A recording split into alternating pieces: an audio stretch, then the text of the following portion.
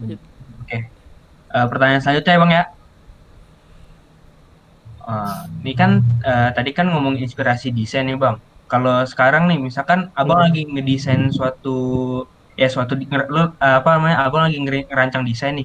Nah, ada nggak sih Bang filosofi tertentu atau ciri-ciri khas dari desain Abang yang bikin beda dari yang lain Bang? Kayak misalkan orang ngelihat nih desainnya nih, oh ini desain dari Bang Aditya Ramadan gitu Bang. Ada nggak sih Bang yang membedakan Bang? Ciri khasnya. Kalau untuk membedakan, sebenarnya sih setiap orang tuh punya taste desain yang berbeda-beda sih ya. Ya.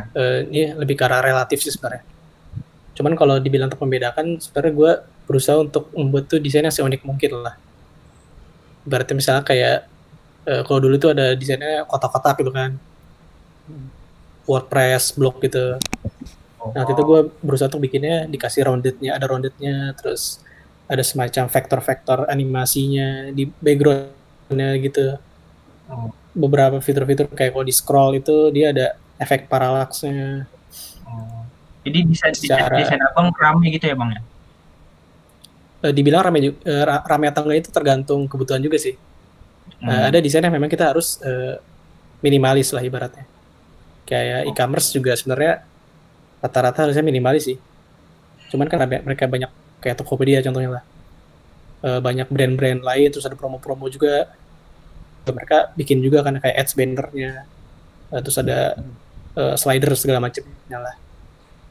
Tergantung kebutuhan juga sih Oh gitu. gitu. Oke. Berarti berarti nggak berarti selalu beda-beda gitu ya bang desainnya bang? Tergantung Ya tergantung dari tergantung dari si kebutuhan. ininya sih. Ya kebutuhan Oh. kliennya mau gimana. Ada yang memang Oh. desainnya kayak misal halaman login gitu ya. Ya. Gue udah bikin apa grafis ini, grafis itu, tapi user mintanya cuman formnya aja deh, sisanya putih semua. Itu mereka juga udah oke ya udah. Kalau klien Oh. mintanya seperti itu kita ikutin gitu. Oke Sesuatu oke. kebutuhan. Tapi kalau misalnya di luar ini deh bang, di luar kebutuhan klien sama user, itu ada nggak sih bang? Tapi bang desain yang hanya misalnya Mau gimana ya, delay ya. ciri khas bang Adit gitu loh. Yang di luar apa tanpa ngelibatin user sama klien gitu, misalnya bang Adit emang lagi mau iseng aja self project gitu loh. Gimana tuh? Ada nggak bang? Self project itu sebenarnya gue banyak di mainin portofolio sih ya. Iya. Kalau bisa mau ngecek portofolio gue ada di itu sih. Behance.net/Aditya RMDN. Oh hands.net Kalau ya. untuk lihat itu Behance.net.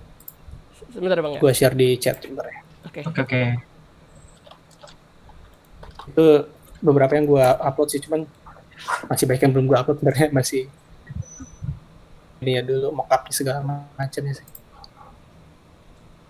Ini yang terbaru kemarin tuh website Ultra Office sih ngeredesain gue, bikin konsepnya aja sih ini.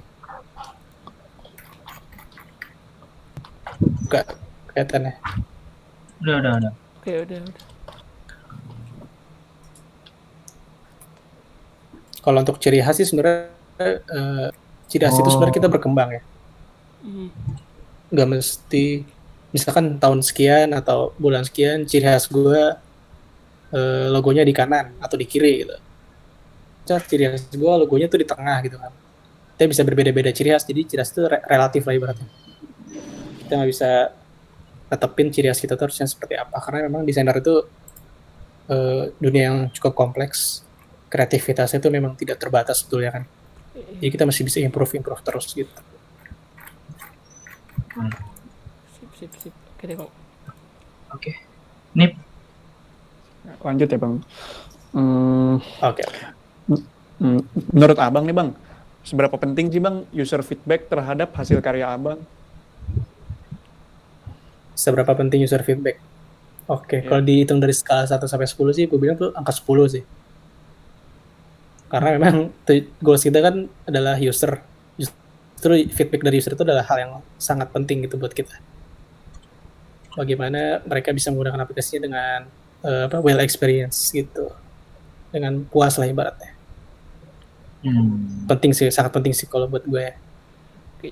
Jadi kayak gini ya bang ya, misalnya abang bikin website gitu, terus kan bikin website buat klien. Menurut abang nih website-nya udah bener perfect nih, udah bagus banget. Tapi kalau misalnya si user gak suka dan nganggap jelek, itu mau nggak mau emang harus abang ikutin kan berarti istilahnya gitu ya?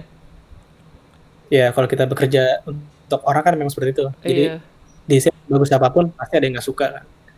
Cuman desain yang tapi desain yang sejelek apapun juga pasti juga ada orang yang suka karena itu relatif kan. iya, iya. Tergantung gimana kita bisa ngasih misalkan ya, argumen lah ibaratnya. Kata usernya, oh ini logonya kegedean, tolong kecilin dong. Kita bisa ngasih argumen itu kalau kalau terlalu besar nanti bisa begini begitu atau nggak terlalu kecil bisa begitu. Kita kasih educate dulu. Setelah memang udah tidak ada dari kliennya ya udah kita ikutin yang klien inginkan aja sih. Terus kalau misalnya ada feedback user yang berlawanan gimana tuh bang? Misalnya ada si user bilang, oh ini tulisannya kegedean nih, lebih kecilin lagi dong biar enak bacanya lebih luas gitu. Tapi ada yang bilang, tulisannya kekecilan, gedein lagi dong. Itu kira-kira kalau kayak gitu ngikutin yang mana tuh bang? Nah itu biasanya kita ngambil sampel sih. Kalau di pelajaran itu statistik ya. Iya. Ada sebutannya kan sampel kan. Ada Iya, iya, iya. populasi sampel kita. Kita ngambil sampel yang paling user yang paling Banyak. menggunakannya gitu. Oh, iya. Makanya ada metode di UX itu tahapan user persona kalau nggak salah namanya. Jadi kita membuat beberapa tipe user itu memang benar-benar yang bakal menggunakan aplikasi ini. Jadi kita ambil sampel dari mereka sih. Besar gitu. Jadi anggapannya kayak ambil yang paling banyak lah ya, titik banyaknya lah ya. Iya, Oke. betul. Karena memang ya itu tadi desain sebagus apapun pasti ada aja yang nggak suka gitu.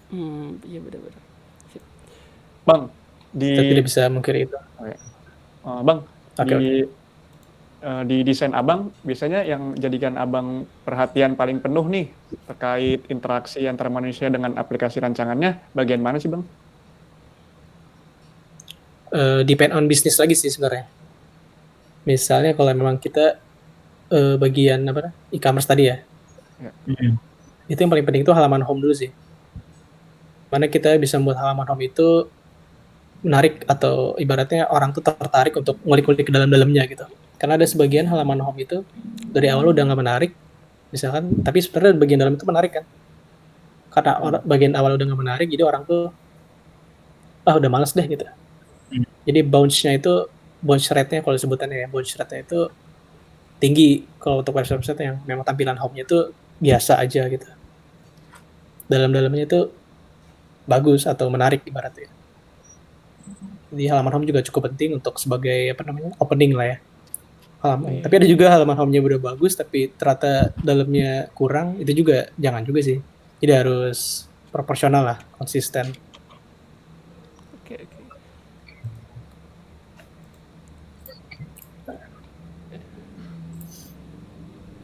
Nah, lanjutin nih yang ke-6. Abang bisa coba presentasiin nggak bang? Kira-kira salah satu gitu mungkin bang dari hasil karya yang pernah abang bikin? Karya. Oke, Iya. bentar. Gue cari dulu ya. Oke boleh. Oke, pernah ada.